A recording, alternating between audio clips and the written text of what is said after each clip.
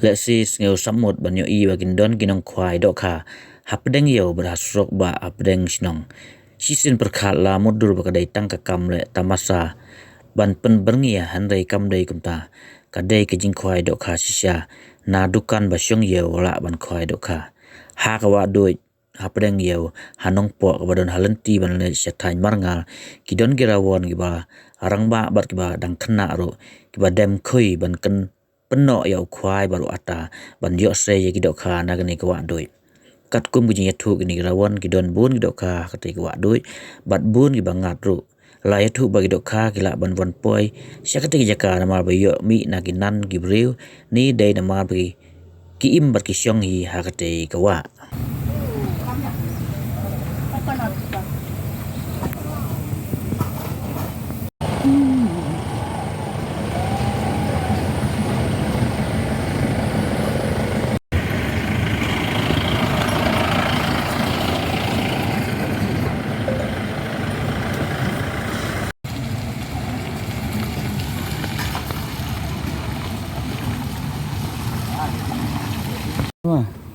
Tidak hi Dohkha, mana rumah step dang yo dang ibrum dang yo Dohkha nak step lai.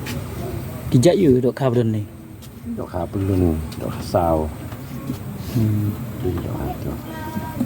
pi khwai du ai ke daj ba Khwai mui dah. Apa persap tadi ingat kilatnya si kepung nih, stay seneng tu. Kilat juga ni dah. Mulong. Ah, mulong. kawa yu yang Wah, itu orang berhap. Ibu buat yang mulung ni. Saya dah belajar potong yang tu saya. Tang khwai ni dah. Terus nak dia khwai, nak solat dia khwai ni. Lepas potong ajar itu mendok aja, selalu tidak.